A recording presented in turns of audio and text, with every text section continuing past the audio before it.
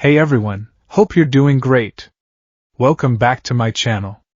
In today's video, we'll dive into what if Deku was reborn every time he died. Smash that subscribe button, and be sure to peek at the description below. Let's begin. The world was water and screaming. Izuku Midoriya, his heart a frantic drum against his ribs, gasped for air as his head broke the surface. The manufactured storm in the unforeseen simulation joint's shipwreck zone raged around him, churning the water into a chaotic mess of foam and waves. Just moments ago, he had been falling, a terrified student on a field trip gone horribly wrong. Now, he was a soldier in a war he'd never been trained for. To his right, Tsuyu Ajui's frog-like form was a reassuring spot of green against the gray water. Her long tongue lashed out, wrapping around Minoru Mineta's flailing body and yanking him from the grasp of a shark-faced villain. "Thanks, Ajui!" Mineta shrieked, his voice cracking with terror. "I'm forever in your debt. Call me Tsu," she replied calmly, though Izuku could see the tension in her wide, dark eyes. Izuku's own mind was a whirlwind of panic and frantic calculation. Villains. Real villains. They knew All Might's schedule. They have something that can kill him, Mr. Aizawa. He risked a glance toward the central plaza. His homeroom teacher was a whirlwind of gray cloth and savage grace, a flickering erasure of quirks in a sea of enemies. But even he was being overwhelmed. And then there was the monster. The hulking, bird-brain thing with its exposed brain, a grotesque parody of life that had matched Mr. Aizawa's speed and strength. It was called Noma. The man made of hands had called it Noma, the Handman. Shigaraki Tamura. His presence was a blot of pure malice at the center of the chaos, a scratching, unnerving energy that made the hairs on Izuku's arms stand up. "We need a plan," Izuku stammered, his voice barely audible over the storm. He forced it steadier. "They don't know our quirks. That's our advantage," Tsu nodded, her expression serious. "They must have scattered us to pick us off one by one. They probably think you have some kind of super strength quirk, Midoriya, from that throw at the start of the year. They're wrong," Izuku muttered, clenching his fist. One for All was still a wild, untamed beast inside him. He could access it, yes, but it was like trying to drink from a fire hose. One flick of a finger shattered the bone. A full-powered punch would turn his arm to pulp. He was a glass cannon, and he'd only ever fired it once. Their brief moment of planning was shattered. The water around their small, commandeered boat began to churn violently. The villains below were getting impatient. "They're going to destroy the boat," Mineta wailed, pulling the purple balls from his head and throwing them uselessly into the water. "They think we're trapped here," Izuku realized, his mind racing faster now, pushing past the fear. "Think like a hero. What would All Might do? He'd find a way. He'd protect everyone." "Asu Tsu," he said, his voice gaining a sliver of confidence. "Your quirk, you can jump high, stick to walls, and your tongue is incredibly strong, right? And I can secrete a mildly toxic mucus. Ribbit, Mineta, your balls. They stick to anything, but you bounce off them, right? Yeah. My super moves are legendary," he blubbered, not very convincingly. A plan, desperate and insane, bloomed in Izuku's mind. It was a terrible plan. It relied on perfect timing and a power he couldn't control. But it was a plan. "Listen," he said, his eyes flicking between his two classmates and the central plaza where Shigaraki was now leisurely scratching his neck, watching the Noma pummel a broken and bleeding Eraserhead. "I have an idea. We can create a vortex. If I smash the water with enough force," he explained it in a rush, he would unleash a 100% Delaware smash straight down into the water. The resulting whirlpool would suck the villains in, and in the chaos, Tsu would grab them both and leap to safety.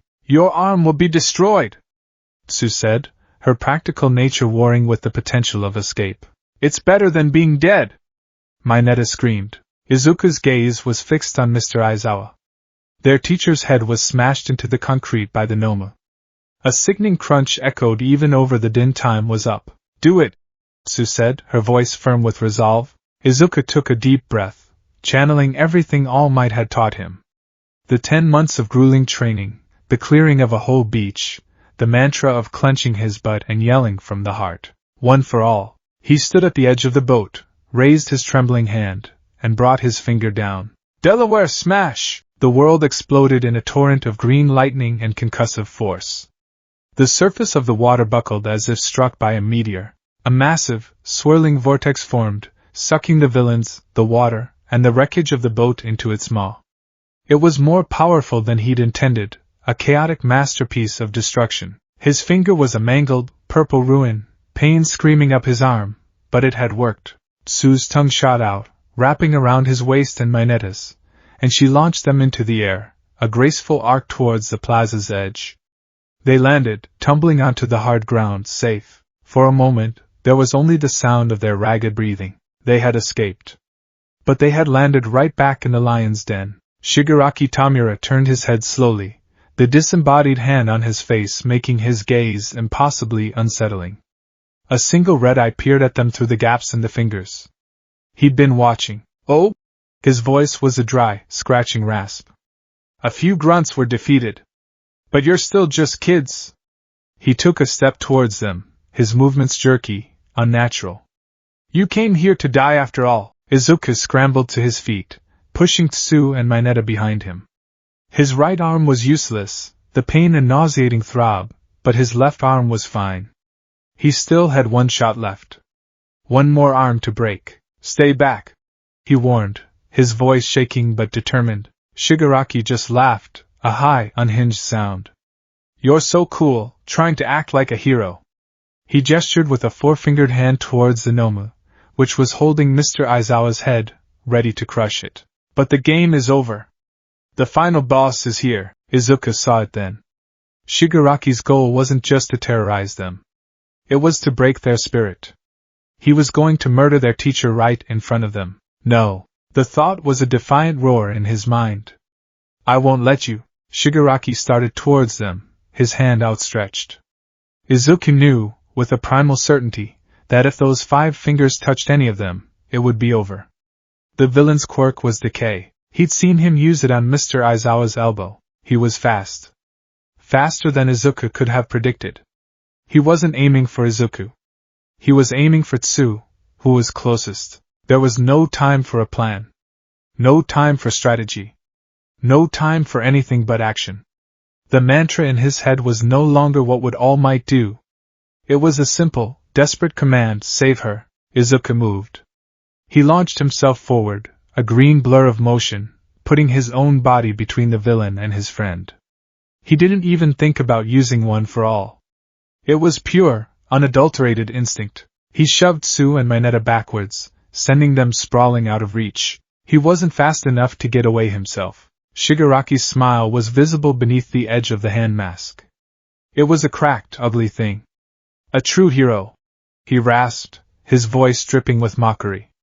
Always rushing in to die. His hand, all 5 fingers, landed squarely on Izuku's left shoulder. The pain was not immediate. For a split second, there was just a cold, dry contact. Then, the world dissolved into agony. It wasn't a burn. It wasn't a cut.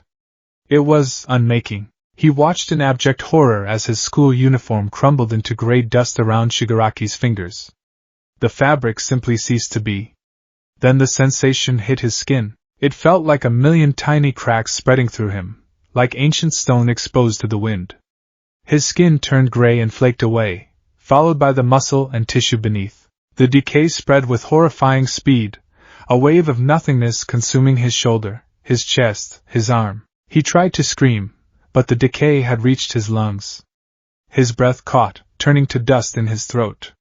His vision began to gray out at the edges, not from blood loss, but from his very body disintegrating. He could feel his own existence being erased, atom by atom. Through the haze of his dissolution, he saw Tsu's horrified face, Mineta screaming silently.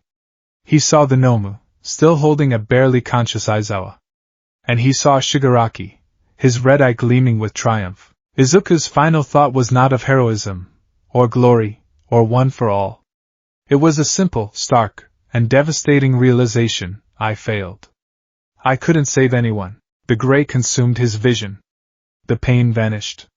Everything vanished. And then, nothing. A gasp. It was sharp, violent, and tore through his throat.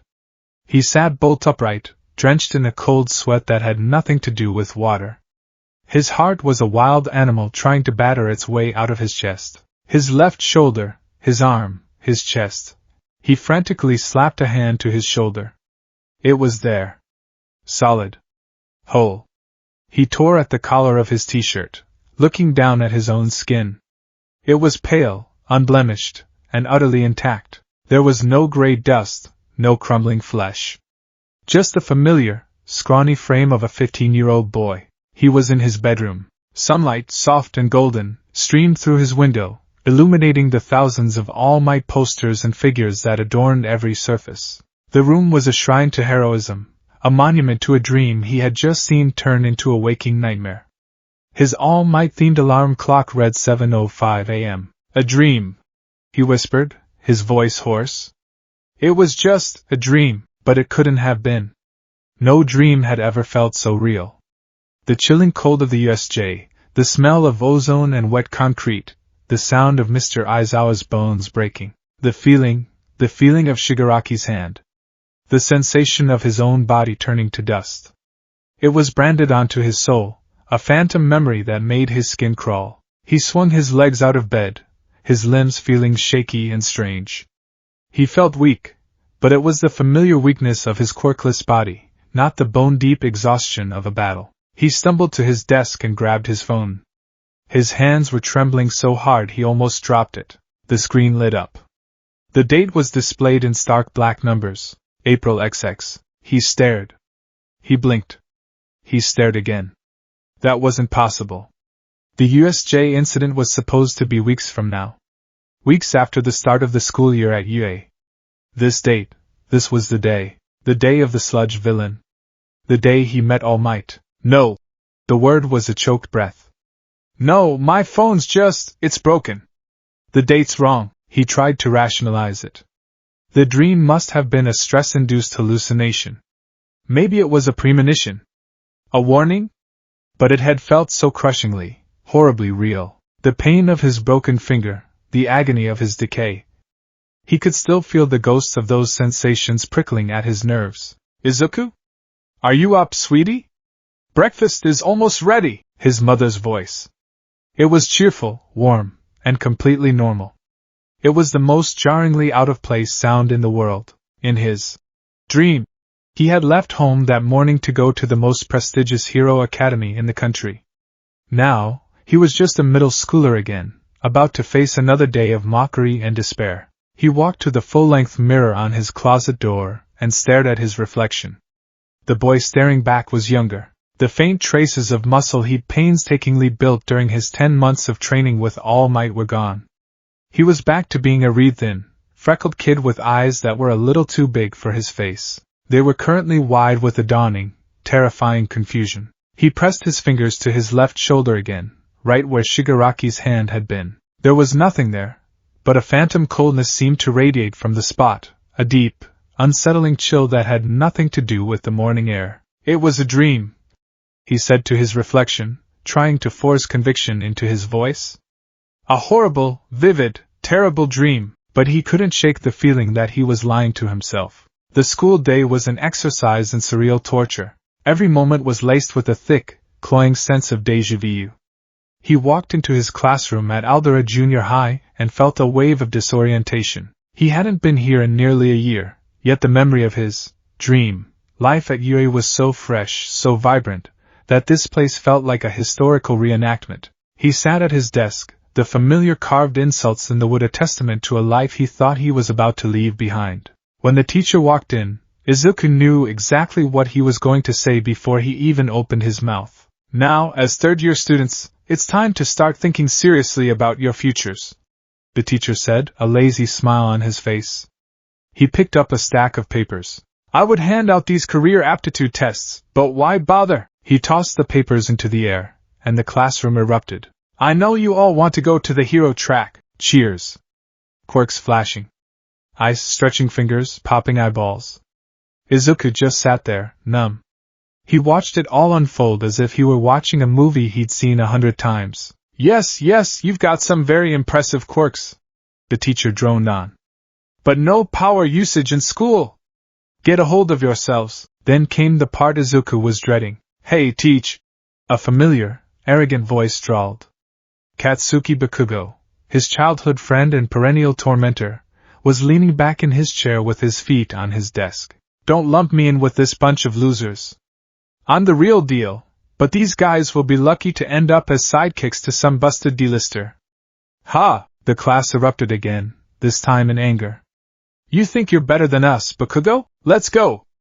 I'll take you all on! Bakugo retorted, a manic grin on his face. Ah, Bakugo, you've got your sights set on Yue High, don't you? The teacher said, looking at his clipboard. Murmurs filled the room. Yue? The national school? The one with the 0.2% acceptance rate? That's exactly why you're all just extras! Bakugo leaped onto his desk, radiating confidence and explosive power. I aced the mock exam. I'm the only one at this garbage school who could possibly get into UA. I'll surpass All Might and become the #1 hero. Not to mention I'll be one of the richest people in the world. Izuku sank lower in his seat, trying to become invisible. He knew what was coming next. He braced for it. Oh yeah, Midoriya, the teacher said, his tone casual, thoughtless. Don't you want to go to UA too? Silence. The entire class turned to stare at him. For a moment, there was just dead air. Then, the laughter started. It was a tidal wave of ridicule, washing over him, just as it always did. Midoriya? You're kidding, right? There's no way you're getting into the hero course without a quirk. Actually, they got rid of that rule. Izuku piped up, his voice weak. It was a reflex, a defense he'd used his whole life. But even as he said it, his mind was screaming. Why am I here? This already happened. I got into UA. I have a quirk. I have one for all, don't I? An explosion slammed into his desk, sending him flying backward. He hit the floor with a hard thud. Bakugo stood over him, smoke rising from his palm, his face a mask of incandescent rage. Listen up, Deku! He snarled, his voice low and dangerous. You're even worse than these damn rejects, you quirkless wannabe. You think you can stand in the same ring as me? And no! Wait, you've got it all wrong, Kaken! Izuku stammered, scrambling backward. I'm not trying to compete against you. You gotta believe me. It's been my dream since I was a little kid, and, well, there's no harm in trying. Bakugo's rage only intensified. Try? What do you mean, try? Are you taking the entrance exam just for fun? What can you even do? The question hit Izuku like a physical blow. What can you do? In his dream, he could shatter robots with a single punch. He could leap across buildings. He had saved his friends. He had faced down the personification of evil and thrown himself in harm's way to protect someone. He had died a hero. Here now? He was nothing. Just Deku. The useless one. The rest of the day passed in a blur of this unnerving familiarity. After school, as he packed his bag, he watched Bakugo walk up to his desk. Izuku's hand instinctively tightened on his hero analysis notebook. We're not done yet, Deku, Bakugo said, snatching the notebook from his grasp. Hero analysis for the future? One of Bakugo's cronies read over his shoulder, snickering. Seriously? It's none of your business. Give it back, Izuku pleaded. Crackle. Boom. Bakugo slammed the notebook between his palms, charring it with a small explosion before casually tossing it out the open window. Izuku let out a strangled cry. Most top-tier heroes have stories about them from their school days, Bakugo said, placing a smoking hand on Izuku's shoulder. The contact sent a jolt of pure, undiluted panic through Izuku. For a terrifying half-second, it wasn't Bakugo's hand, but Shigaraki's. He saw dust. He felt the crumble. He flinched so violently he almost fell over. Bakugo just smirked, misinterpreting the reaction as fear of him alone. I want to be the one and only hero from this worthless school. The first. I'm a perfectionist, so I'm warning you, don't even think about applying to UA. He and his friends turned to leave. At the doorway, Bakugo paused. You know, he said, not even bothering to look back. If you really want to be a hero that badly, there's a quick way to do it. Just take a swan dive off the roof and pray you'll be born with a quirk in your next life. The words, cruel and final, hung in the air. Izuku stood there, trembling, not just from anger or humiliation, but from a profound and chilling sense of dislocation. This had all happened. Every word, every action, every sneer. This is not a dream, a small, terrified voice whispered in the back of his mind. This is real. He tried to fight it. He walked home, retrieving his charred notebook from the koi pond. He tried to take a different route, to deviate from the script he now seemed to be living in. He turned left where he normally turned right, walking down an unfamiliar side street. For a moment it worked. The sense of déjà vu faded, replaced by the simple reality of a new street. Then he heard it. An explosion from a few blocks over. The sound of shouting. His blood ran cold. The sludge villain. He told himself to stay put. To walk away. This wasn't his problem. He was a quirkless kid who had just been told to kill himself. He had no power, no right to interfere. But his legs started moving. It wasn't a conscious decision. It was a deeper, more fundamental part of him taking over. The part that had thrown itself in front of Shigaraki.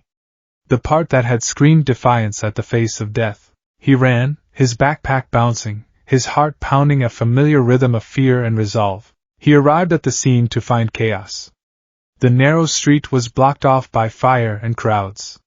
Pro-heroes, Kamui Woods, Death Arms, Backdraft, were there, but they were struggling. And in the center of it all, a writhing, monstrous being made of green sludge, with a familiar, spiky-haired silhouette thrashing within it. Bakugo. Their eyes met for a fraction of a second. Bakugo's eyes, usually so full of rage and pride, were wide with terror and desperation. He was suffocating. This is my fault, Izuku thought, a wave of guilt washing over him. If I hadn't been there, if Kaken hadn't been talking to me, the villain wouldn't have caught him. The heroes weren't moving. Death Arms couldn't get a grip. Kamui Woods was useless against a liquid opponent, and with the fire everywhere. It was a stalemate, and Bakugo was losing. And then it happened. Just like he knew it would. Just like in the script, his legs moved on their own. He burst through the crowd, past the police cordon, running full tilt towards the monster. No, you idiot! Stop!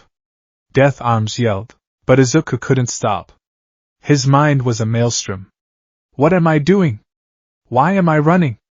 I'm going to die. But another, stronger part of him, a part forged in the fires of a future that may or may not have happened, took over.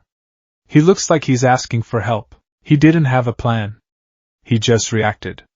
He swung his bright yellow backpack off his shoulders and hurled it at the villain's face. A lucky textbook struck the creature's massive eye. The villain roared in pain, its grip loosening for a precious second. Izuku was already there, clawing at the sludge, trying to free Bakugo's face. Kaken, why are you here? Bakugo choked out, his voice a mix of fury and relief. I don't know! Izuku cried, tears streaming down his face. My legs, they just started moving. I guess, you looked like you were asking for help. That was when a towering figure landed behind them. I really am pathetic. Izuku turned his head. The voice was deep, booming, and so familiar it made his heart ache. All Might. In his muscle form, looking every bit the symbol of peace. I told you the traits that make a great champion, but I see now I wasn't living up to my own ideals. All Might roared, blood trickling from the corner of his mouth. Pros are always risking their lives. That's the true test of a hero. He grabbed Izuku and Bakugo, pulling them away. Detroit. Smash! The punch changed the weather. The sheer air pressure dispersed the sludge villain into nothingness. Rain began to fall from a clear blue sky. The crowd roared. All Might stood, triumphant, one fist raised to the sky. It had all happened exactly as he remembered. After the heroes had praised Bakugo for his bravery and the paramedics had checked them both over, Izuku found himself walking home, his mind a hollowed-out cavern of disbelief. DKU! He turned to see Bakugo running up to him, his expression uncharacteristically conflicted. I would never ask for help from a loser like you! He yelled, his voice rough. Don't think you can look down on me! Got it? I was fine by myself. You're just a quirkless failure who won't even cut it as a rent-a-cop. I don't owe you anything. He turned and stalked off, his pride clearly salvaged. Izuku watched him go, a strange sense of detachment settling over him. He knew this was coming. He wasn't even hurt by it. He was too lost in the sheer impossibility of his situation. I am here! The booming voice made him jump out of his skin. All Might, in all his glory, slid around the corner. All Might? What are you doing here? Weren't you just mobbed by reporters? Getting away from them was a piece of cake. He laughed, his signature smile firmly in place. Because I am All Might. Black. In a plume of steam, the titan of a man deflated into a skeletal, haggard figure. Izuku didn't even flinch. He just watched, his heart a leaden weight in his chest. He knew about the injury. He knew about the time limit. He had been entrusted with this secret in his dream, and seeing it play out again felt like a violation. All Might explained his injury, the 5 years of fighting, the stomach he'd lost, the surgeries. Izuku listened, but the words were just echoes. He already knew. Young man, All Might said, his voice grim. I came to thank you. And to correct something I said earlier. You told me you acted without thinking. That's not true. Your body moved because you, out of everyone on that scene, felt the desperation of the person in trouble. For a moment, you forgot yourself and acted. That's what it means to be a hero. Izuku looked up at his idol, the #1 hero, and felt a profound sadness. This was the moment. The moment that had changed his life. But it felt rehearsed. So, Izuku began, his voice barely a whisper. He had to know. He had to ask something different. Something to break the script. Can someone without a quirk become a hero? Even if it seems like they'll just fail? Even if it feels like they're just running towards their own death? The last part came out unbidden, colored by the memory of crumbling to dust. All Might looked at him, a flicker of surprise in his sunken eyes at the morbid turn of phrase. But his answer was the same. His smile returned, wider and more genuine than before. Young man, he said, his voice ringing with a power that had nothing to do with his muscles. You, too, can become a hero. Tears welled in Izuku's eyes. He fell to his knees, sobbing. The relief, the validation, it was all still there. But underneath it was a layer of sheer, mind-bending terror. All Might went on to explain his quirk. One for all. The sacred torch, passed from one generation to the next. The crystallized power of many, a quirk that could be given to another. And he had chosen Izuku. I want to give you my power, All Might declared. Izuku looked up through his tears.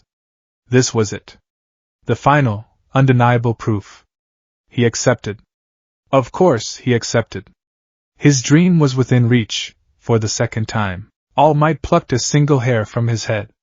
No, he boomed, holding it out. Eat this. Izuku stared at the blonde hair, then back at All Might's earnest face. The scene was so absurd it was almost comical. With a trembling hand, he took the hair and, with a deep breath, put it in his mouth and swallowed. It was hairy. For a moment, nothing happened. He just sat there, kneeling on the pavement, with the taste of his idol's DNA in his mouth. All Might gave him a supportive thumbs up, and then it hit him. It wasn't a slow burn or a gentle warmth. It was a lightning strike to his very soul. A torrent of raw, untamed energy flooded his system, 1,000 times more potent than he remembered. It was as if the quirk, this new, fresh version of it, was colliding with the ghost of the power he had already wielded. The old and new versions of One for All met within him, and the reaction was explosive. Green lightning, far brighter and more violent than anything he'd seen before, erupted from his body, cracking and sizzling in the air around him. The ground beneath him fractured. Whoa, kid! That's... All Might started, his eyes wide with shock, but Izuku couldn't hear him. His senses were overloaded. The world dissolved into a maelstrom of light and sound and memory. He was no longer on a quiet street. He was in the USJ, the air thick with the smell of water and decay. He heard Tsu's croak of terror. He heard Mineta's screams. He heard the dry, rasping laugh of Shigaraki Tamura. A true hero, always rushing in to die. A hand, cold and dry and missing a pinky finger, slammed onto his shoulder. The pain was no phantom echo. It was real. Searing. Absolute. He screamed, a raw, ragged sound of pure agony as he felt his existence being unmade, the sensation of crumbling to dust overwhelming him completely. He saw the red gleam in Shigaraki's eye, the triumphant smirk. He felt the wave of nothingness consume him. He collapsed forward, the vision vanishing as quickly as it came, leaving him gasping on the pavement. The green lightning sputtered and died. He was back on the street, his body whole, but his mind shattered. He was trembling uncontrollably, his breath coming in ragged, panicked sobs. He clutched his left shoulder, the spot still radiating an impossible, remembered agony. All Might was kneeling beside him, his expression a mixture of profound shock and deep concern. Young Midoriya? What was that? What happened? Izuku looked up at his hero, his face pale, his eyes wide with a horror that went beyond anything a 15-year-old should ever know. The final piece of his shattered denial clicked into place, forming a picture of terrifying, undeniable truth. It wasn't a dream, it wasn't a premonition. He had been there. He had fought. And he had died. And then he had come back. All Might, he whispered, his voice trembling so hard the words were barely coherent. He looked at his own two hands, no longer seeing a quirkless boy, but a ghost who had somehow cheated the grave. It was real! All of it was real! The world snapped back into focus with the jarring scrape of asphalt against his knees. Izuku was on all fours, chest heaving, the aftershock of the phantom agony still coursing through his nerves. The air was cool on his sweat-drenched skin. He was whole. He was alive. He was here. Young Midoriya! Are you alright? Speak to me, my boy! All Might's voice, tight with a new and profound alarm, cut through the haze. The skeletal hero was kneeling beside him, his bony hands hovering, unsure if he should touch the trembling boy who had just erupted in a maelstrom of green lightning. Izuku looked up, his eyes wild. He saw not just his idol, but his mentor, his secret keeper, the man who had set him on this path. But this All Might didn't know. This All Might had only known him for an hour. He knew nothing of the USJ, of Shigaraki, of the gruesome death that was now seared into Izuku's memory as a tangible, physical experience. How could he possibly explain? Sorry, All Might, I just relived my own death, which hasn't happened yet, because I think I have a secret quirk that resets time whenever I die. They would lock him in a psychiatric ward. He needed a lie. A plausible one. Something that could account for the surge of power, the scream of agony, the haunted look in his eyes. His frantic mind latched onto the only possible explanation, a half-truth pulled from the lore of the very quirk now thrumming in his bones. The memories, Izuku gasped, forcing the words out through chattering teeth. He pressed the heels of his palms into his eyes, trying to block out the lingering image of a disintegrating hand. It's the quirk. One for all. When you gave it to me, it was like I was seeing through someone else's eyes. A memory. A bad one. So much pain, he trailed off, letting the implication hang in the air. It was a brilliant, desperate lie. One for all was a union of many powers, many wills. Who was to say their memories didn't come with it? All Might's alarm softened into deep, empathetic concern. Of course. It made a twisted kind of sense. The power of 8 previous generations flooding into a quirkless, unprepared vessel. The backlash wouldn't just be physical, it would be psychic. A memory of a past user. All Might mused, his expression grim. I must confess I never experienced such a thing. My master, Nana Shimura, never mentioned it either, but perhaps for a quirkless recipient, the vessel is more open, more susceptible. I am so sorry, my boy. I should have prepared you for such a possibility. Izuku seized the lifeline. It's okay, he said, pushing himself into a sitting position, though his limbs felt like jelly. It's just a lot to take in, indeed. All Might stood, his posture radiating a newfound sense of caution. He looked at Izuku not as just a promising kid, but as a boy carrying a burden even greater than he had initially thought. This changes things.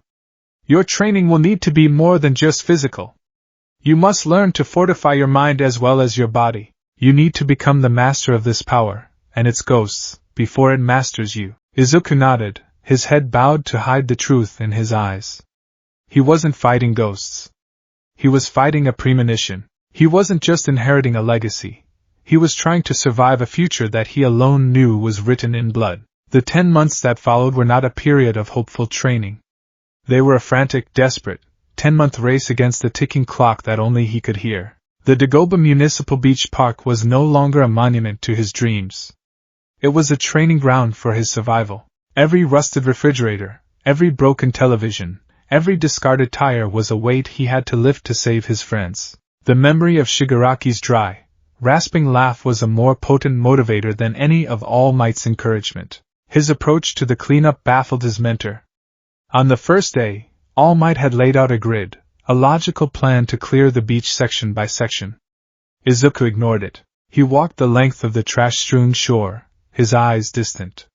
He wasn't just seeing junk. He was seeing a complex puzzle he'd already solved. "Young Midoriya, what are you doing?" All Might asked as Izuku began digging furiously at the base of a seemingly random pile of debris. "Structural integrity." Izuku grunted, his voice strained with effort. "This whole section is resting on a half-buried, rusted-out van. If I can pull this out first, the rest of the pile will collapse and be easier to break down." He wrapped a thick rope around the van's axle and pulled.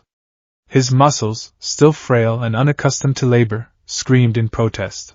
But he pulled with the grim determination of a man who knew failure wasn't an option. With a groaning tear of metal and sand, the van shifted. The mountain of garbage above it slid down with a deafening crash, breaking apart as it fell. All Might stared, his jaw slack. "My boy, that's astonishingly efficient." It became a pattern. Izuku knew which refrigerators were filled with concrete and which were empty.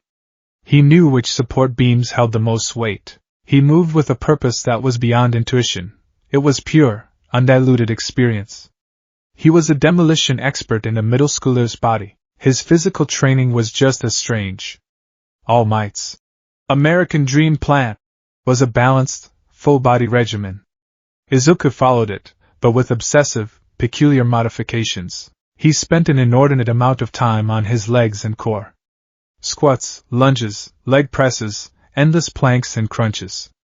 He worked until his legs trembled and his stomach was a knot of fire. "Your upper body strength is lagging, my boy," All Might noted one afternoon, watching Izuku struggle to lift a heavy engine block. "You need to focus more on your arms if you want to wield one for all's power in a punch." "My arms aren't the problem," Izuku muttered under his breath.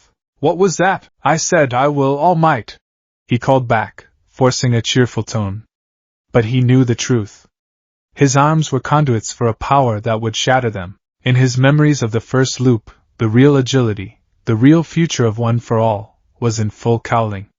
It was a symphony of power that began in the legs and was stabilized by the core. He remembered the feeling of green lightning coursing through his entire body, the effortless leaps, the blinding speed. He was training for a technique he hadn't even been taught yet, guided by the phantom pain of his own broken bones. At night, sleep offered no respite. It was a gateway back to the USJ. He'd jolt awake in a cold sweat, the feeling of his skin turning to dust still tingling on his shoulder. He'd stumble out of bed and into the quiet darkness of his apartment, practicing. He'd pick up a pencil and try to channel the barest whisper of One for All into his fingertips, just enough to make it vibrate. He was trying to tame the roaring inferno into a pilot light. His mother, Inko, grew worried.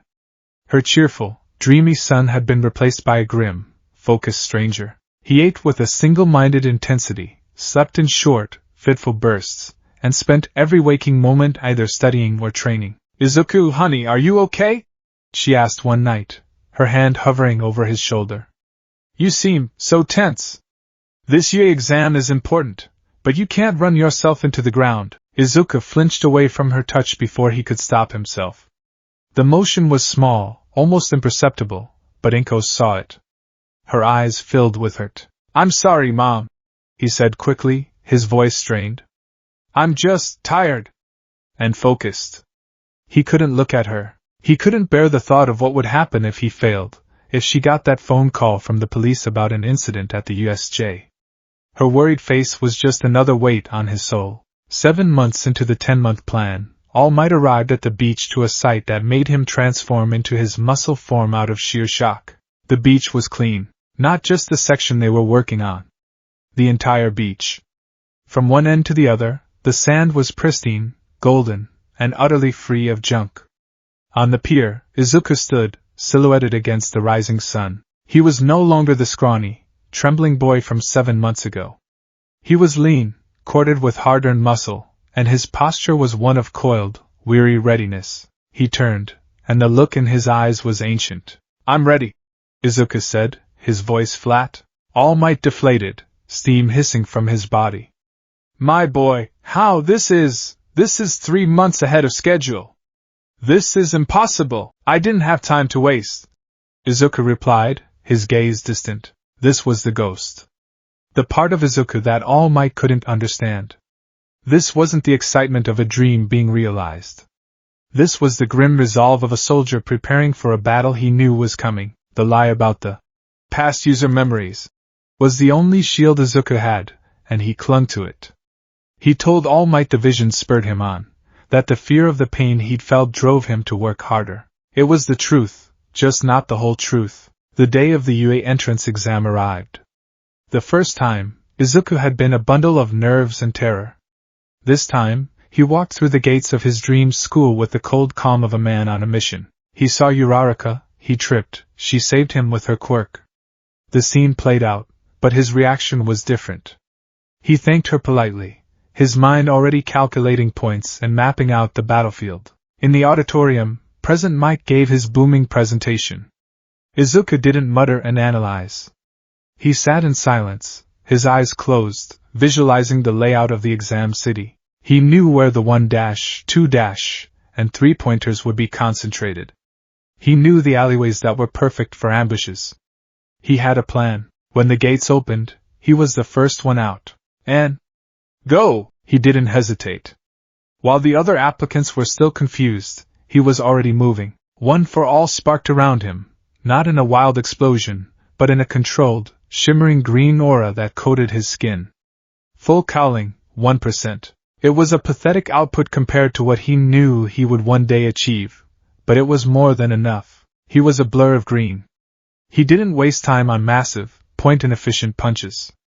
He moved like a surgeon. He'd leap onto a 1-pointer, channel a 3% burst of power into his finger, and jab it precisely into a service joint, disabling the robot instantly. He'd slide under a 2-pointer, kick upwards with a 5% burst, and shatter its central processing unit. No broken bones. No wasted energy. Just ruthless, chilling efficiency. In the observation room, the teachers watched in stunned silence. "Who is this kid?" President Mike yelled, leaning forward. "His file says he's quirkless. He must have manifested it late." Aizawa grumbled, his eyes narrowed, scrutinizing the monitor showing Izuku's flawless takedowns. "But his technique, it's not a rookie's. He's moving like a seasoned pro. He's predicting their attack patterns and prioritizing targets based on threat level and point value. That's not something you can learn overnight." Mizu, the principal, just steepled his paws, a thoughtful gleam in his beady eyes. Most intriguing, Bakugo was having a different experience. He was blasting his way through robots, racking up villain points with explosive glee. He was the king of this battlefield. Then, a flash of green would zip past, and a robot he was about to obliterate would simply crumple, a small, precise hole in its chassis. "Deku?" he roared, seeing his rival land gracefully after disabling another 3-pointer. "What the hell is this?" Izuku didn't even look at him. He just moved on to the next target. The casual dismissal was more infuriating to Bakugo than any insult. This wasn't the whimpering, useless Deku he knew. This was someone else. Someone fast, powerful, and terrifyingly competent. The seed of furious suspicion in Bakugo's mind began to sprout. Then came the rumble. The ground shook, and the 0-pointer rose from between the buildings, a titan of metal that dwarfed everything. The other students ran, screaming. It was just as he remembered, and there she was. Uraraka, trapped under a piece of rubble, her leg pinned. The first time, he had been paralyzed by fear before his legs moved on their own. This time, there was no fear. only calculation. He took a deep breath, pushing more power through his body. Full cowling, 8%. The energy felt like a comfortable hum now. He crouched, bent his knees, and leaped. He didn't just jump, he flew. He rocketed into the air, a green comet arcing towards the giant's impassive face. He drew back his fist, the power of one for all swelling in his arm, guided by memory and practice. He knew exactly how much to use. Not enough to shatter his arm, but more than enough for the task at hand. 30%, he calculated. Aim for the faceplate. Brace for impact. Smash! His fist connected with the zero-pointer's head. The metal buckled, caved, and exploded inwards. The giant robot shuddered, its head lolling back, and then it powered down, crashing backward away from Uraraka. Izuku, instead of letting his arm break, used the residual energy to kick off the robot's face, flipping himself backward to control his descent. He landed hard, his legs screaming from the strain and his arm throbbing with a deep, bone-bruising ache. But nothing was broken. He had saved her. He had taken down the obstacle. And he had done it with the calculated precision of a pro. He stood breathing heavily, as the buzzer sounded, ending the exam. Uraraka stared at him, her eyes wide with awe. He just gave her a small, tired nod before turning away. The results came in. Izuku Midoriya, 78 villain points, 60 rescue points. Total, 138. First place. He had beaten Katsuki Bakugo by a massive margin. The news spread through their old middle school like wildfire, cementing Izuku's new status as a terrifying, inexplicable prodigy. The first day at Yui was a whirlwind of familiar faces. Ida, Uraraka, Todoroki, Kirishima, they were all there, alive and full of potential. When Aizawa conducted his quirk apprehension test, Izuku performed with the same calculated efficiency. He didn't show off. He used the bare minimum of his power to excel, acing the 50-meter dash and the grip strength test. But his ball throw was the real show. Infinity? The class exclaimed when they saw Uraraka's score. When it was Izuku's turn, he stood in the circle, the soft ball feeling light in his hand. He knew Aizawa was watching, ready to erase his quirk, ready to lecture him about self-destruction. Izuku looked his teacher in the eye. He took a breath, focused one for all into the tip of his index finger, a perfect, controlled 15%, and threw. The ball shot off like a cannon shell, a sonic boom cracking the air. It wasn't the near-limitless power he'd used last time. It was controlled. Aizawa's scarf didn't even move. The device read 705.3 meters. Just a fraction more than Bakugo. Aizawa lowered his gaze, a flicker of something unreadable in his eyes. He saw a student who had listened to an unspoken lesson. A student with immense power, and even more immense control. But despite his successes, the ghost haunted him. He was becoming distant. In class, he was quiet and observant. During lunch, when Uraraka and Ida would try to draw him into cheerful conversation, he would offer short, polite answers, a sad, knowing smile on his face. They were talking about their dreams for the future, a future he had already seen end in fire and dust. The breaking point came during a simple hallway walk. Uraraka, excited about their foundational heroics class, reached out and clapped him on the shoulder. "Isn't this going to be great, Deku? We get to train with all M." Izuku flinched.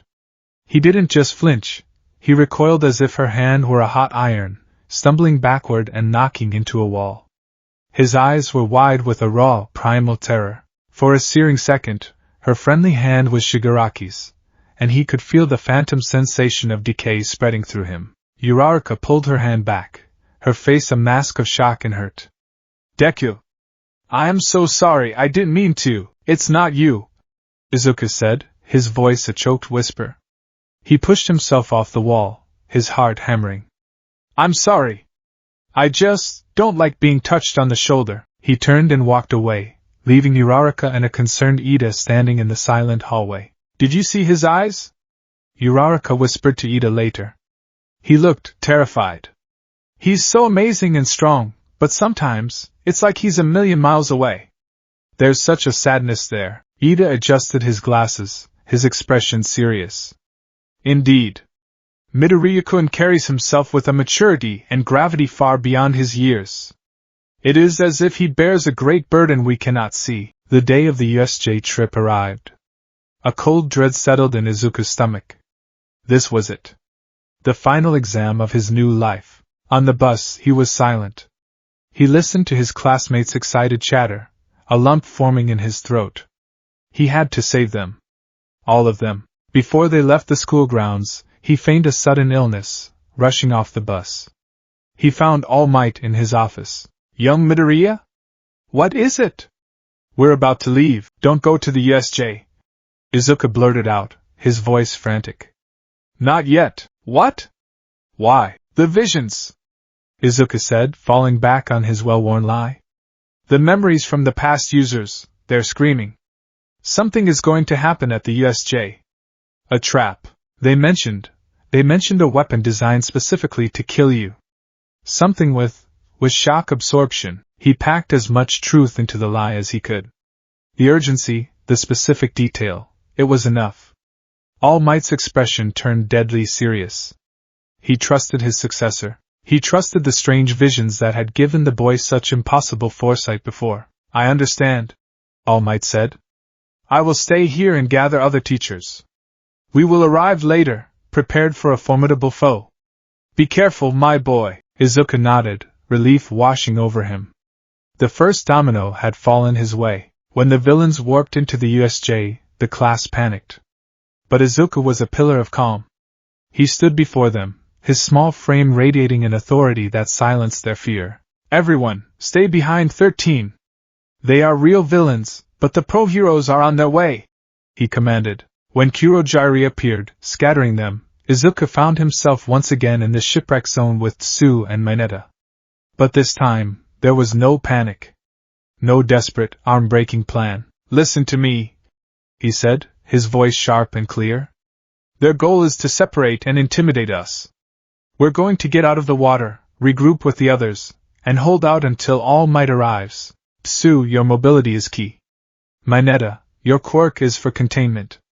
We are not fighting to win, we are fighting to survive. He led them in a quiet, stealthy escape from the water, using Mineta's spheres to create distractions and Tsu's agility to navigate the terrain. They disabled the few villains in their path with quick, non-lethal strikes, Izuku's 5% full cowling making him a blur of controlled force. They emerged at the central plaza to see Aizawa, fighting valiantly, but still being overwhelmed by the sheer numbers. And then, the Nomu attacked. This time, Aizawa was ready for a brute. But he wasn't ready for its speed. The Nomu caught him, smashing his head into the ground. No! Kirishima roared, moving to help. Wait! Izuku's voice cut through the air like a whip crack. Don't rush in! Its quirk isn't just super strength, it's shock absorption. Physical attacks won't work. His classmates stared at him. How could he possibly know that? But there was no time to question. Shigaraki was there, scratching his neck, his mad eyes gleaming. Izuku's entire body went cold. Todoroki! Izuku yelled, his voice ringing with command. Your ice! Trap its legs! It can't absorb the cold. Todoroki, surprised at the direct order but recognizing the sound strategy, didn't hesitate. A massive wave of ice surged forward, encasing the Nomu's lower body in a thick glacier. The creature strained but was held fast. Bakugo! Izuku continued, his mind working at lightning speed. Its brain is exposed. It's a weak point. Aim for the head with your explosions. Kirishima, you're his shield. Protect him from the other villains. Bakugo looked ready to argue, but the sheer, undeniable logic of the commands, and the sight of Aizawa in danger, spurred him to action. He rocketed forward, Kirishima at his side. Izuku turned to the remaining students. Everyone else, defensive positions. Protect 13 and Aizawa-sensei. Do not engage Shigaraki. He was a field commander, a prodigy born of trauma.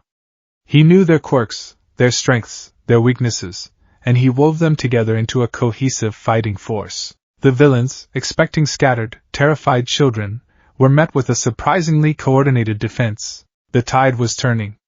But the Nomu was still a terrifying threat. It shattered the ice with a roar of pure power and lunged for Bakugo. This was his moment. Izuku pushed off the ground, a green lightning bolt in the dim light of the dome. He activated full calling at 8%, weaving through the chaos. He didn't aim for the Noma. He aimed for his master's grand entrance. Just as the USJ doors were blasted open, revealing a furious All Might, Izuku was already in the air. All Might! He screamed, his voice drawing every eye, including the Noma's. Its weakness is the brain. It cannot absorb attacks there. It was the perfect distraction. The perfectly timed piece of intelligence. The Nomu, its simple mind focused on the new threat Izuku presented, turned away from a recovering Aizawa and a charging Bakugo. It left its back completely exposed to the symbol of peace. All Might didn't need a second invitation. Thank you, my boy. I've got it from here. The fight was still brutal, but it was different. All Might didn't waste time with body blows. Every punch was aimed with furious precision at the Noma's head, at its shock-absorbing limits. He knew what he was up against. The battle was shorter, more decisive, with a final, thunderous plus ultra punch. All Might sent the Noma flying out of the USJ entirely. The remaining villains, their trump card gone, were swiftly subdued. The attack was over.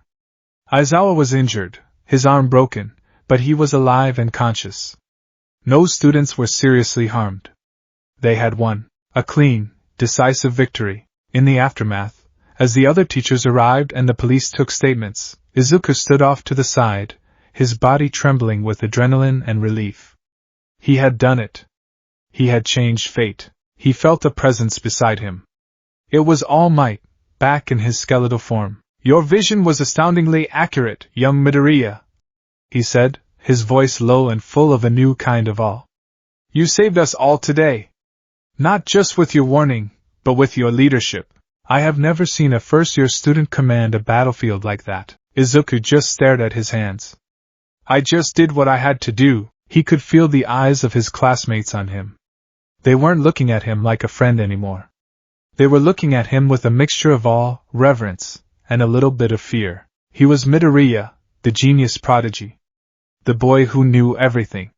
The one who had saved them. He had never felt so alone in his entire life. He was a hero. He was a success. But he was a ghost in his own story, a boy haunted by a future he prayed he had finally escaped, carrying the weight of a death that no one else could remember. The victory felt hollow, the silence of his isolation deafening. Time, for Izuku Midoriya, had lost its linear rigidity. It was no longer a river flowing inexorably to the sea, but a puddle he could splash in, again and again. He was on his fourth life. Or was it his fifth? The loops were beginning to blur at the edges, the trauma of one death bleeding into the foreknowledge of the next. The first reset had been terror. The second, grim determination. The third, a cold focus. This loop, the current one, was defined by a single, liberating emotion, confidence. He was no longer a passenger on a ride he couldn't control. He was the driver, his hands firmly on the wheel. He knew the roads, the sharp turns, the potholes. He had a map of the future, sketched in his own blood and tears, and with it, he was becoming untouchable. The Yui Sports Festival, an event that had once been the pinnacle of his terror and ambition, became a masterfully executed play. In his second loop, he had fought Todoroki with everything he had, a desperate, arm-shattering plea to a boy wrestling with his own demons. It had worked, but it had also painted a massive target on his back, drawing the attention of enemies far too early. In his third loop, he'd overcorrected, laying too low and failing to make the impression he needed to secure the right internships. This time, he threaded the needle. He blazed through the obstacle course, demonstrating his precise control of full calling. In the cavalry battle, he formed a team with Hatsune and her super-cute babies, using her gadgets as a brilliant smokescreen for his own abilities. He made it to the final tournament, where he faced Todoroki. He didn't scream at him this time. There was no need for such a messy, emotional display. Instead, in the quiet moments before their match, he approached him in the waiting room. Todoroki, he'd said, his voice calm and even. Your fire is your own, not your father's. Using only half your strength is an insult to everyone you're competing against. But more importantly, It's an insult to yourself. He'd said it quietly, without the desperation of their first encounter. It was a simple statement of fact from someone who seemed to possess an unnerving certainty. The words, delivered with this strange, serene gravity, had struck a different chord in Todoroki. During their match, Todoroki had unleashed his flames, not in a desperate explosion, but with a dawning, hesitant control. Izuku, his objective achieved, had then allowed himself to be pushed out of bounds. He secured a respectable third-place finish, earning the admiration of his peers and the attention of the pros without screaming to the entire world that he was All Might's successor. It was clean, it was efficient. It was perfect. His mastery of One for All had become a source of constant, baffled awe for All Might. My boy, I simply don't understand, All Might said, watching from the sidelines of a training gym a week before internships were to be decided. He was in his skeletal form, a towel around his neck. Izuku was a blur of green lightning, moving through a complex obstacle course they had set up. He wasn't just running, he was flowing. He used full cowling at a stable 10%, leaping from platform to platform, weaving around pillars, his movements economical and devastatingly precise. There was no hesitation, no wasted motion. It was a level of control that All Might himself hadn't achieved until years into his career. It's the ghosts, All Might, Izuku said, landing softly on the ground, the green aura dissipating without a whisper. He wasn't even out of breath. He had perfected his lie, polished it over loops and conversations until it shone with the veneer of truth. The past users. Their muscle memory, their combat instincts, sometimes it just clicks. I don't think I just do. It's like their experience becomes my own. All Might nodded slowly, though a troubled look remained in his eyes. It is an incredible asset, but also a heavy burden. Do not lose yourself in them, young Midoriya. Remember that this power is now yours. I will, Izuku said with a confident smile. But inside, he felt a flicker of something else. A quiet arrogance. Lose myself? I'm not losing myself, I'm becoming more than myself. I have the experience of a dozen lifetimes packed into this one. I know what's coming. I can't lose. This unshakable confidence was why he wasn't worried about Tenya Ida. He saw the storm brewing behind his friend's rigid posture. Tensei Ida, the hero ingenium, had been brutally attacked and crippled by the hero killer, Stain. Izuku had seen the news break, watched Ida's face crumble, and observed his subsequent descent into a cold, vengeful fury. He saw him choose his internship in Hosa City, the location of the attack. He knew, with absolute certainty, that Ida was going to hunt Stain down. And he knew Ida was going to fail. In a previous, bloody loop, he had arrived too late. He had found Ida bleeding out in that filthy alley, Stain's sword buried in his chest. That death had been a lesson in timing. This time, he would not be late. He had the script. When the internship offers came in, he saw the one he was waiting for. It was from Gran Torino.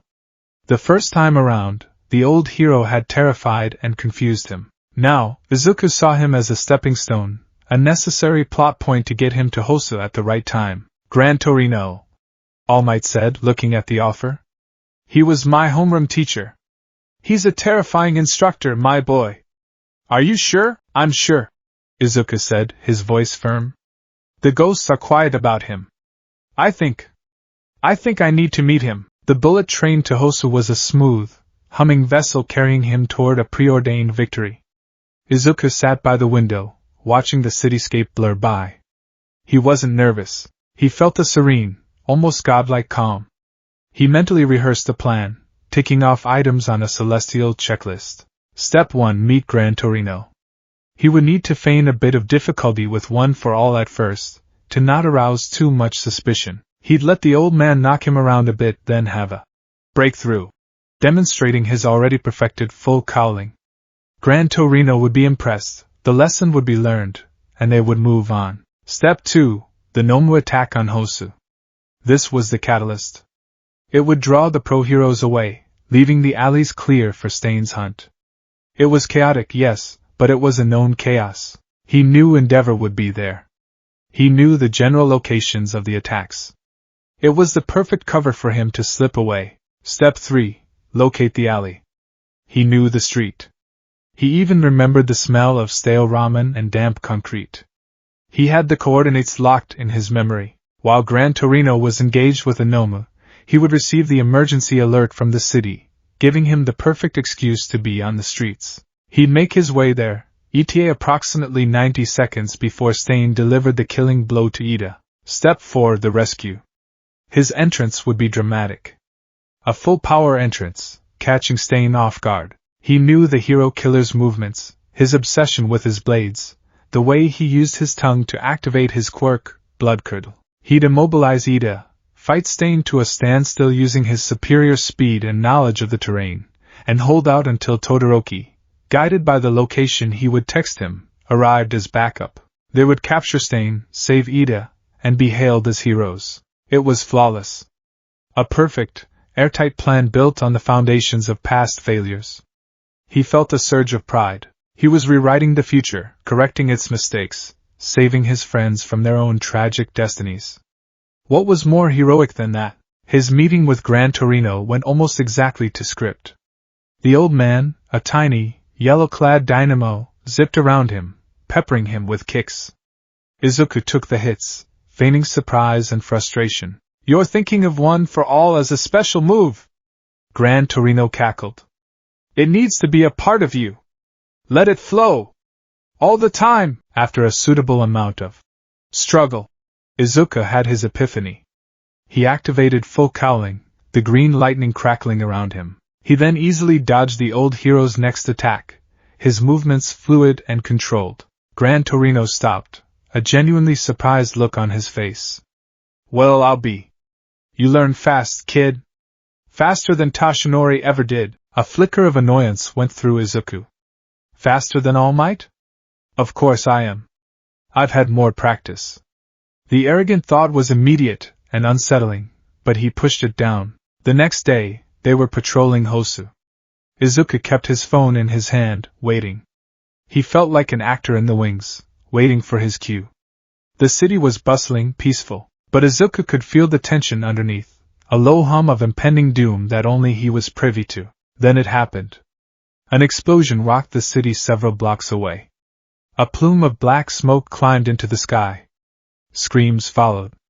The cue. "What was that?" Gran Torino shouted, already turning towards the chaos. Izuku's phone buzzed in his hand. An emergency alert. Multiple villain sightings. Pro-heroes engaged. Civilians are advised to stay indoors. "A villain attack!" Another hero shouted from the street below. "Looks like a Nomu, plural," Izuku's mind corrected automatically. "There are 3 of them." "Stay here, kid!"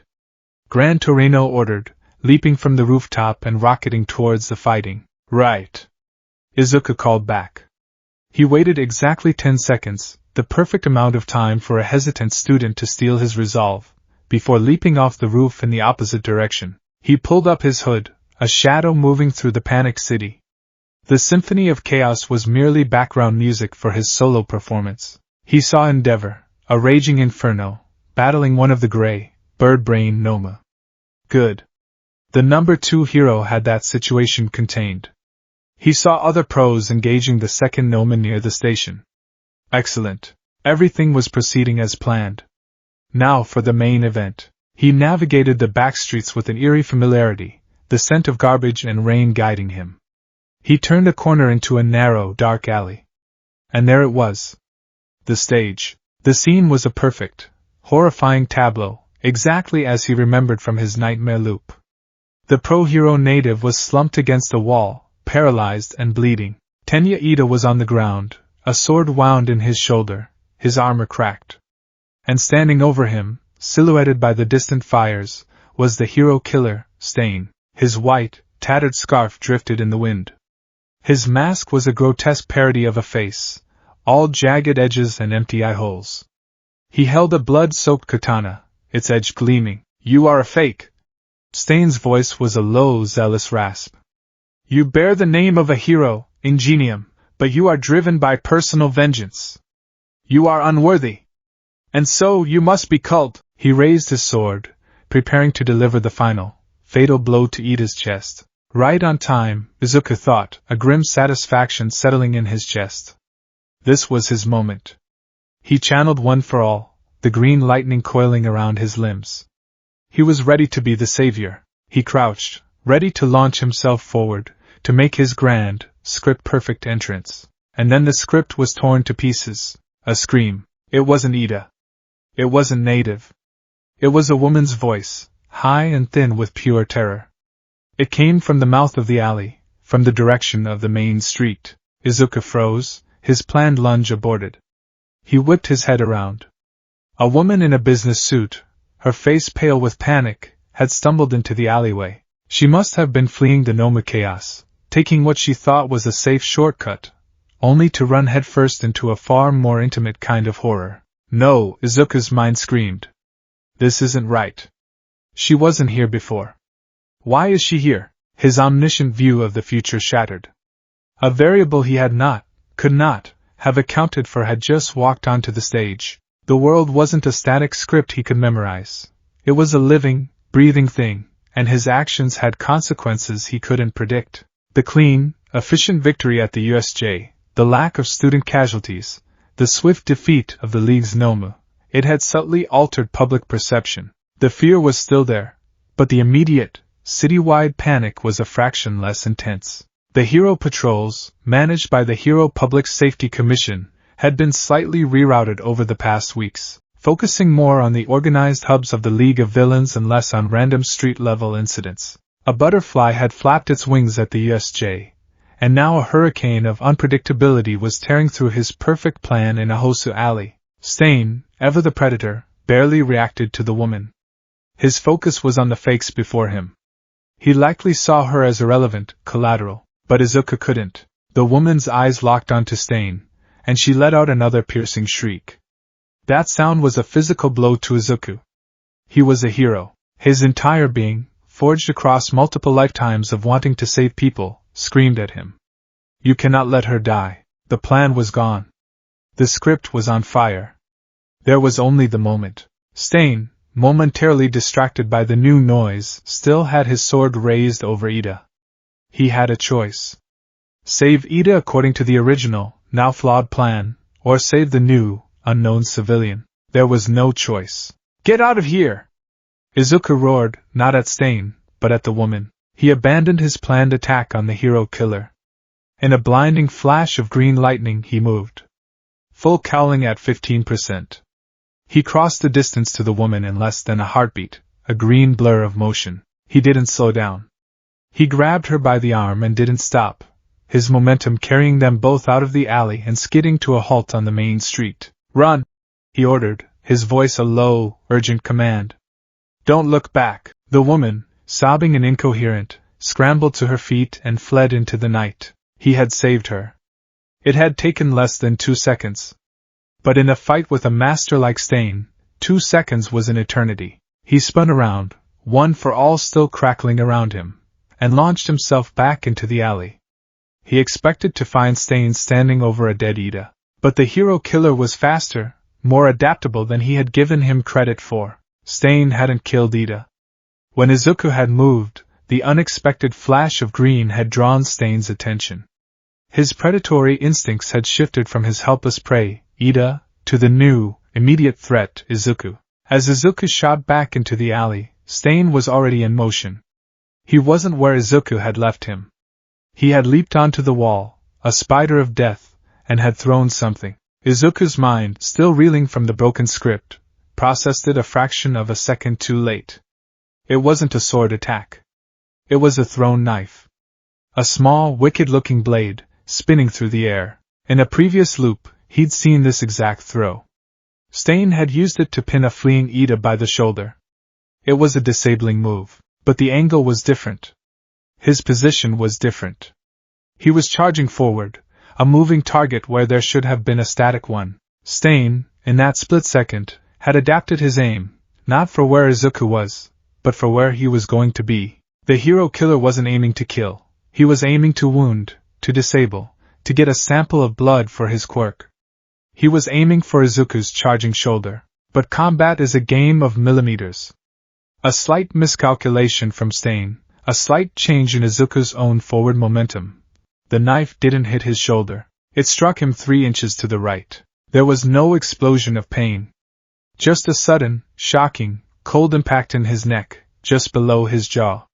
For a surreal moment, he didn't even understand what had happened. He felt a sharp pressure, a jolt that stopped his forward momentum dead. He stumbled, his full cowling flickering out as his concentration shattered. He brought a trembling hand up to his neck. His fingers brushed against something hard and metallic protruding from his skin. The hilt of the knife. Then, the pain arrived. It was a searing, white-hot agony that eclipsed everything else. It was followed by a horrifying, wet warmth spreading down his chest, soaking the front of his hero costume. He tried to gasp, to draw in a breath to scream, but he couldn't. A gurgling, choking sound was all that came out. Air wasn't reaching his lungs. It was bubbling uselessly from the hole in his throat. His eyes, wide with disbelief and horror, met Stain's. The hero killer looked momentarily surprised. This wasn't the outcome he'd intended. A wound, yes. But a fatal one? The boy had practically run right onto his blade. Izuku staggered backward, clutching at his throat. The world began to tilt, the edges of his vision swimming and turning gray. He saw Ida, his face a mask of absolute horror, trying to push himself up despite his paralysis. He saw Native, his eyes wide. This wasn't supposed to happen, the thought screamed in his dying mind. It wasn't fear. It wasn't sadness. It was pure, undiluted fury. A white-hot rage at his own stupidity, at his own arrogance. He had a god's eye view of the future, and he had been felled by a single, unforeseen variable. He had been so sure of his script, so certain of his power, that he had forgotten the most fundamental rule. The world doesn't play by the rules. He sank to his knees, the wet, gurgling sound from his throat growing weaker. The strength fled his limbs. He could feel his own heartbeat slowing, the warm blood pouring from him turning the grimy alley floor black in the dim light. He had died by disintegration, a high concept, terrifying death. This was so much worse. It was messy. It was stupid. It was a death born from a single, arrogant miscalculation. His vision darkened. The last thing he saw was Stain's cold, analytical gaze, the hero killer already re-evaluating the situation. The last thing he felt was the burning, humiliating rage at his own failure. He hadn't been an unstoppable hero. He had been an arrogant fool. The world went black. And then, nothing. A gasp. It was violent, tearing through a throat that was suddenly, miraculously whole. He shot bolt upright, not in a dark alley, but in the blindingly familiar, all-might-themed bedroom of his youth. The morning sun streamed through the window, catching the dust motes dancing in the air. He was drenched in sweat. His heart hammered against his ribs, a frantic, wild rhythm. He clapped a hand to his neck, his fingers frantically probing the skin. It was smooth. Unbroken. There was no knife, no hole, no blood, but he could still feel it. A phantom pain, a ghostly cold spot where the blade had entered. He could still feel the sticky warmth of his own lifeblood spilling down his chest. He could still hear that pathetic, gurgling choke that had been his last sound. He scrambled out of bed, stumbling to the mirror on his closet door. A 15-year-old boy stared back, scrawny, freckled, his eyes wide with a terror that was swiftly being consumed by a tidal wave of incandescent fury. He slammed his fist into the wall beside the mirror, not even registering the pain in his knuckles. The drywall cracked under the blow. "No!" he snarled, his voice a low, guttural sound he didn't recognize as his own. No, no, no, and oh! He wasn't back at the start because he had achieved some great victory. He was back because he had failed. He had failed spectacularly. He had died a fool's death. His omniscience, his confidence, his perfect, meticulous plans, they had all amounted to nothing, undone by a single, panicked civilian he hadn't accounted for. He stared at his reflection, at the boy who was once again a quirkless, powerless middle schooler. The journey stretched out before him again. The beach, the exam, the USJ, the sports festival, all of it. A mountain he had already climbed 4 times, and now had to climb again, all because of one moment of supreme arrogance. The lesson was brutal, seared into his soul with the phantom pain of a knife in his throat. Knowing the script wasn't enough. The world wasn't a play where he was the only actor with a copy of the director's notes. It was a dynamic, chaotic, living thing. His actions had ripples, consequences that changed the stage in ways he could never fully predict. He couldn't just be a performer. He couldn't just follow the lines he'd memorized. He had to be ready to improvise. He leaned his forehead against the cool glass of the mirror, his breath fogging the surface. The fury began to cool, crystallizing into something colder, harder, and far more dangerous. Resolve. This time would be different. No more arrogance. No more assuming the future was set in stone. He would treat every moment as the unpredictable variable it was. He wouldn't just be a hero with a cheat sheet. He would become a strategist, a manipulator, a ghost in the machine who didn't just react to the future but actively, carefully, and subtly shaped it to his will. His phone buzzed on his nightstand. He knew without looking it was an All Might news alert. He knew the sludge villain was just hours away. He knew his first meeting with his idol was coming. He pushed himself off the mirror, his eyes hard as chips of ice. The unending path stretched out before him once more. This time, he would walk it with his eyes wide open. The fifth loop began not with a gasp of terror or a scream of rage, but with a quiet, deliberate inhalation. Izuku Midoriya awoke in his All Might-themed bedroom to the familiar morning sun, the phantom chill of a knife in his throat a fresh and brutal memory. He did not panic. He did not rage. He lay perfectly still for a full minute, his eyes open, staring at the ceiling. The fury from his last reset had burned away, leaving behind a cold, clear, and terrifyingly calm landscape in his mind. Arrogance had gotten him killed. Confidence had been a liability. This time, there would be only one guiding principle: control. He was no longer Izuku Midoriya, the heroic fanba who had stumbled into a time loop. He was an operative. His life was a mission, and the world was his chessboard. Every person, every event, every piece of information was a piece to be moved, manipulated, or sacrificed for the ultimate goal, a timeline so stable, so secure, that it would finally allow him to see the sun rise on a new day. His 10 months of training were a masterclass in subtlety. He still aced the beach cleanup, but he did it differently.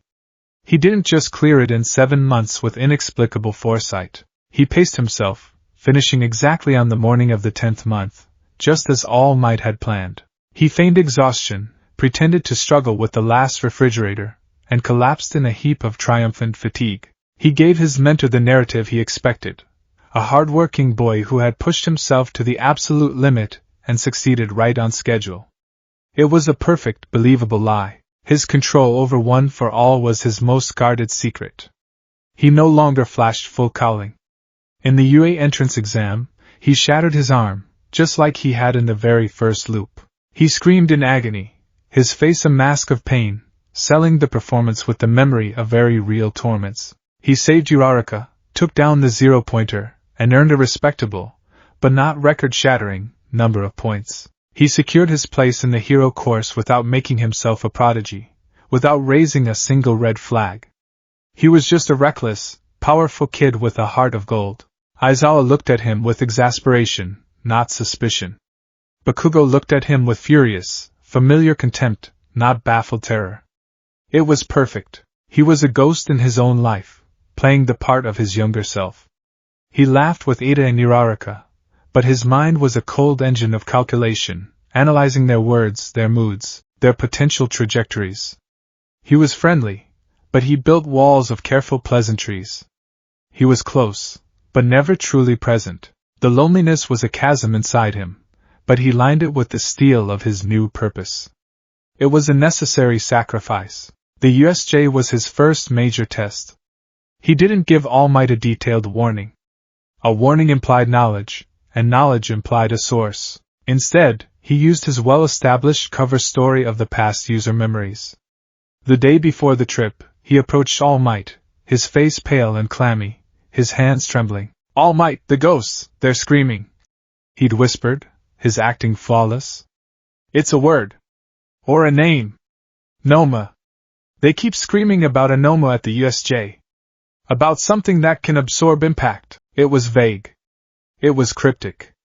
It was the terrified rambling of a boy haunted by the psychic echoes of his quirk.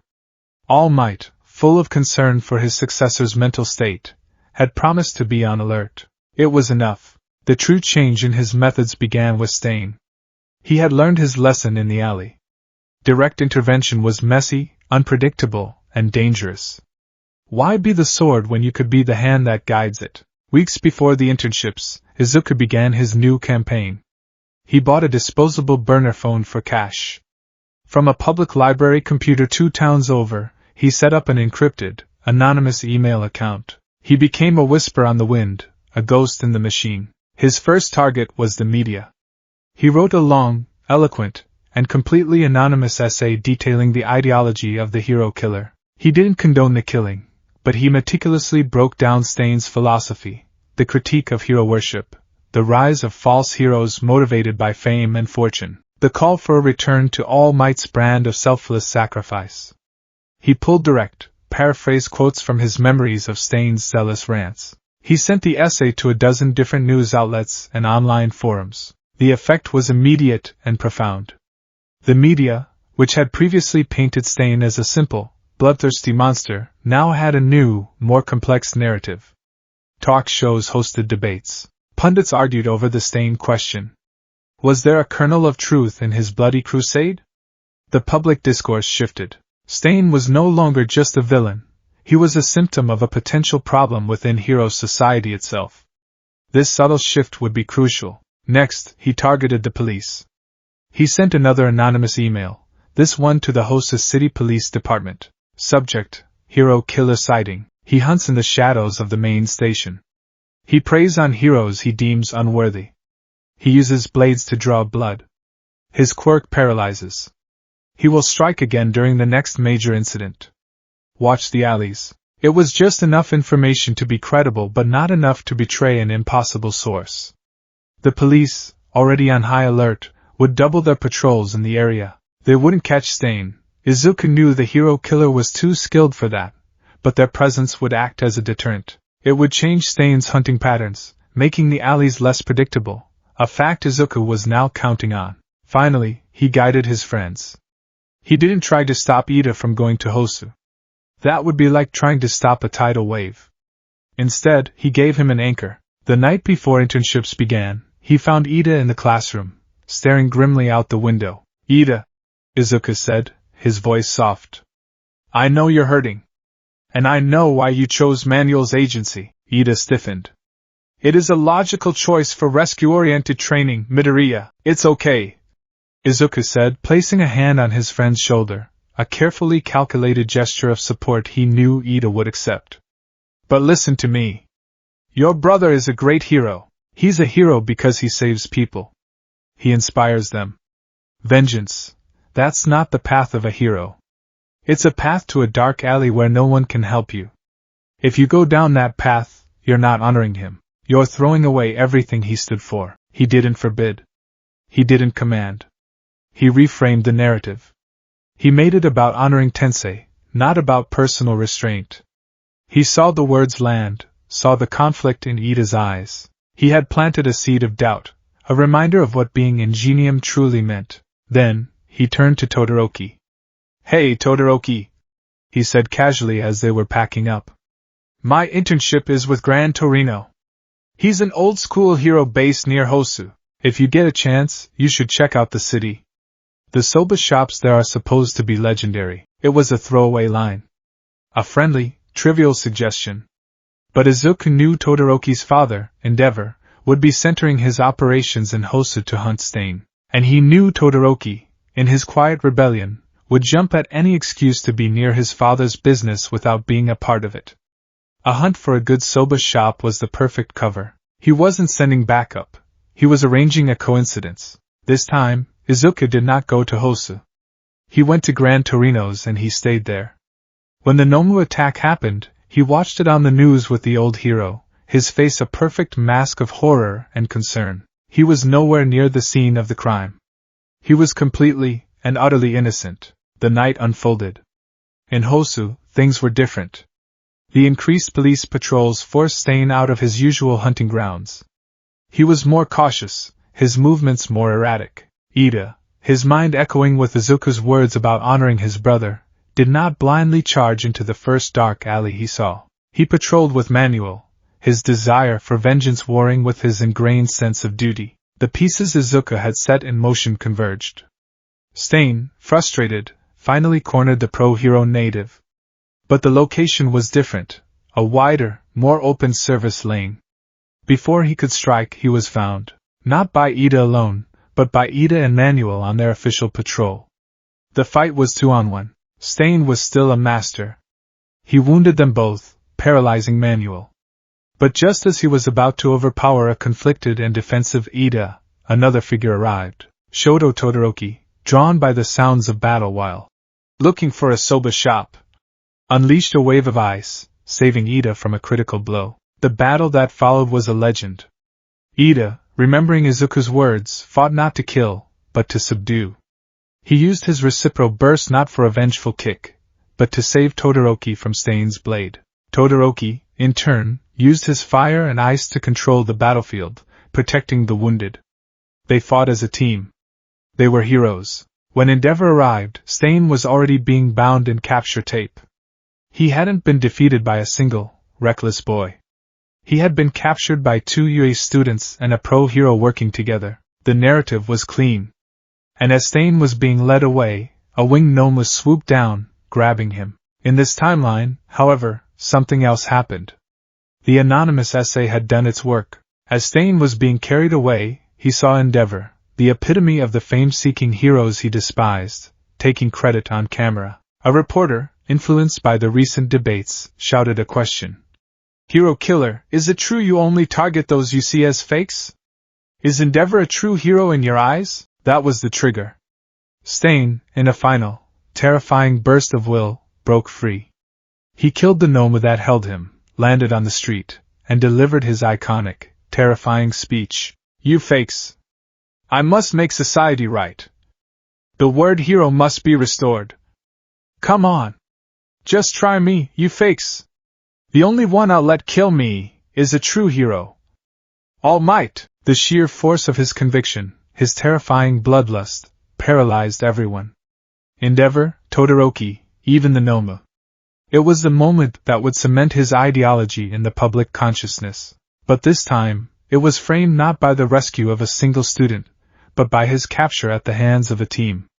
The context was different. His message was still heard, but its purity was diluted by the fact that he had been bested by the very kind of cooperation and heroism he claimed was dead. From his apartment, watching the news report, Izuku felt a cold, grim satisfaction. No one had died. Ida was safe and had learned a valuable lesson. Stain was captured, and he, Izuku Midoriya, was hundreds of miles away, with an ironclad alibi. It was a perfect, bloodless victory. And it terrified him how easy it had felt. The success of his Stain gambit emboldened him. He was no longer just preventing deaths.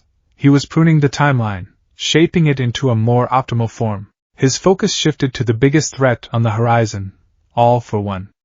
The Kamino Ward incident was the endgame of this act, the final battle that would define the future of Heroes Society. In his first loop, it had been a catastrophe that had cost All Might his powers and exposed his weakness to the world. In this loop, it would be a masterpiece of strategic annihilation. His intelligence gathering began immediately. He was a phantom, an archivist of a future that no longer existed. He filled a dozen coded notebooks, not with hero analysis, but with villain analysis.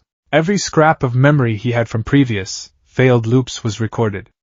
The names of the villains in the Vanguard Action Squad, the exact nature of their quirks, Magna's magnetism, Mr. Compress's marble compression, twice doubling, Spinner's sword skills.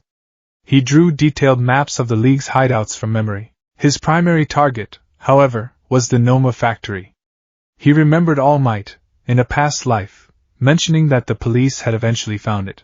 Izuku had made it a point in a throwaway death loop to get captured and taken there, just to see it with his own eyes. The memory was seared into his brain, a repurposed medical facility on the outskirts of the Kamino district, hidden behind a shell corporation called Jiraka Medical Supplies. He knew its layout, its security systems, its production schedule. The summer training camp was the linchpin. This was where the Vanguard Action Squad would attack, where Bakugo would be captured, setting the stage for Kamino. Preventing the attack entirely was too risky. It would simply postpone the confrontation. All for one wanted Bakugo. The kidnapping had to happen. But it would happen on Izuku's terms. He manipulated events with surgical precision.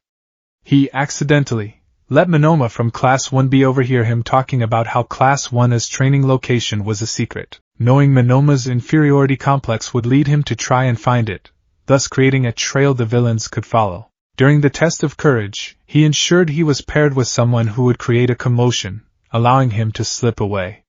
He didn't engage the villains directly. He became a ghost in the woods, his goal not to fight, but to observe. He watched from the shadows as Dabi's blue flames lit up the forest.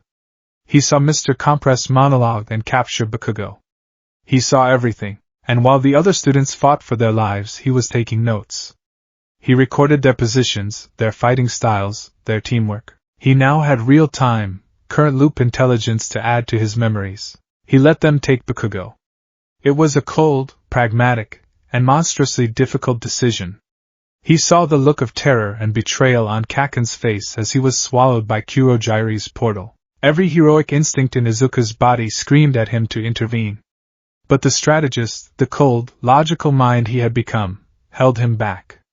Bakugo's capture was the bait, and Izuku was about to help the heroes set the perfect trap. Back at Yurei, the mood was grim. The teachers were planning a rescue. His friends, Kirishima and Todoroki, were planning their own unsanctioned mission. In the first loop, Izuku had gone with them. This time, he shut it down. He met them in Kirishima's room, his face a grim, serious mask. "We can't go," he said, his voice leaving no room for argument. "Think about it. We are children. The pros, with their experience, their licenses, their support networks, they are the ones who can handle this. If we go, we will be nothing but liabilities. We would be acting like the very villains we're trying to stop, ignoring the rules for our own selfish needs. Is that what All Might would do? Is that what a real hero does?" He used their own heroic ideals against them, twisting the logic until it was unassailable. He saw the fire die in Kirishima's eyes, replaced by reluctant understanding. He had prevented the Bakugo rescue squad, not just to keep them safe, but to keep the official operation clean, with no unpredictable teenage variables. That night, he made his move. He went to a 24-hour internet cafe far from his home. Using a public terminal and a new, anonymous email address, he composed his masterpiece. It was a dossier, addressed directly to the chief of police, with a carbon copy sent to an anonymous tip line he knew Principal Niza monitored. Subject: urgent. The Kamino Ward incident, a tactical briefing. The email was concise, professional, and chillingly detailed. Hi. Target location: Bakugo Katsuki is being held at the back of the red light bar, Kamino Ward, Yokohama. Coordinates attached. 2. Primary threat: all for one. He will be present. His primary method is to warp his subordinates to his location. Expect a coordinated arrival. His quirk arsenal is vast, but analysis suggests a preference for the following: air cannon, ranged concussive force, forced quirk activation, used to disable or harm opponents with their own quirks, impact recoil, a countermeasure, use ranged energy attacks to bypass, numerous strength and speed enhancers. His psychological profile, arrogant, theatrical, views this as a game. He will attempt to monologue and psychologically break All Might. Use this to your advantage. 3. Secondary threat: the League of Villains. A detailed roster was attached, with names, known quirks, and psychological notes.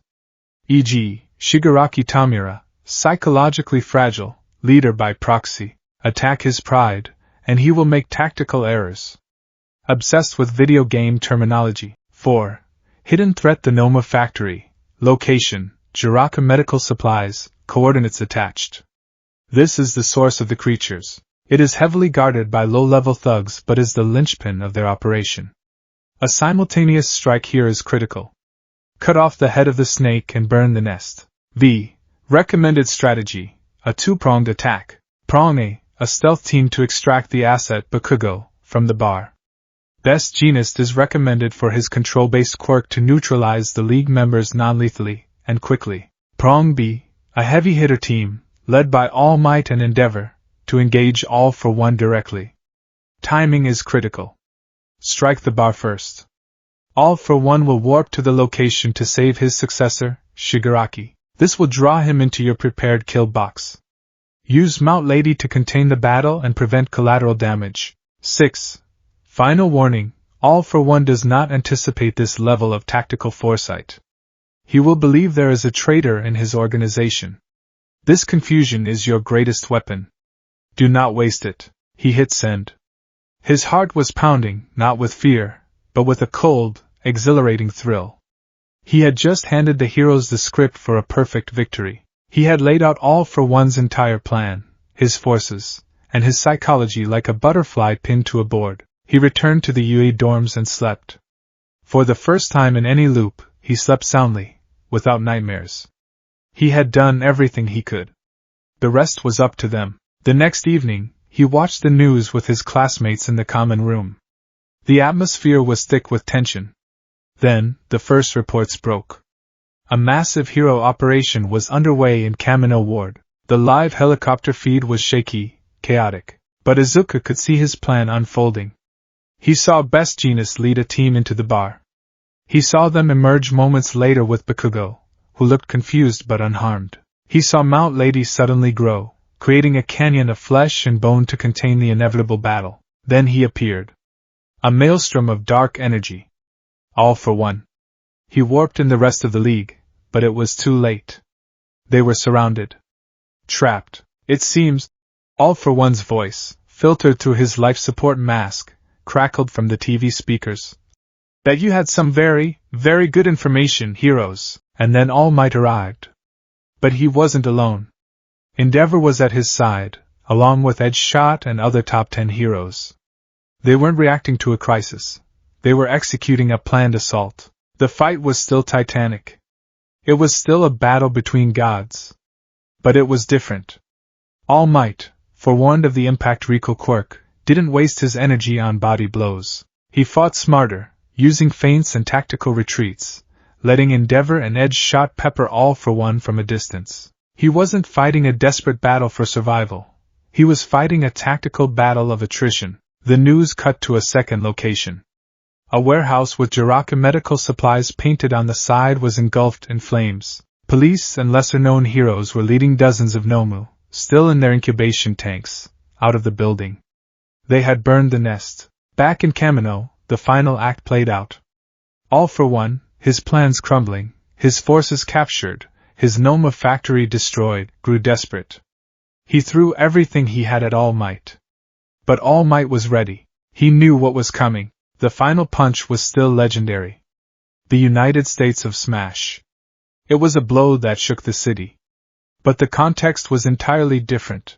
All Might delivered it not as a last-ditch, power-draining effort, but as a decisive, final blow to an already outmaneuvered opponent. When the dust settled, All Might was still standing tall. His muscle form was intact. He hadn't pushed himself past his limit. The news cameras were rolling, but they didn't capture a skeletal, weakened man. They captured the symbol of peace, battered but not broken, standing triumphant over the broken body of his nemesis. He raised a fist to the sky, and the world roared with him. In the UA common room, his classmates were screaming, crying with relief. Izuku just sat there, a small, secret smile on his face. He had done it. He had engineered the perfect victory. He had saved All Might's career, protected his secret, and decapitated the League of Villains in one fell swoop. He had become the greatest strategist the world had never known. But as he looked at the cheering, celebrating faces of his friends, a cold thought slithered into his mind. He had manipulated them all. He had used their fears, their hopes, their loyalties as tools. He had saved the world, but he had done it by sacrificing a part of his own humanity. And in the quiet, secure office of Tartarus, a defeated All for One would have nothing but time to wonder, and to think. To think about the impossible, prophetic ghost who had dismantled his empire from the shadows. The game was won, but a new, more dangerous one was about to begin.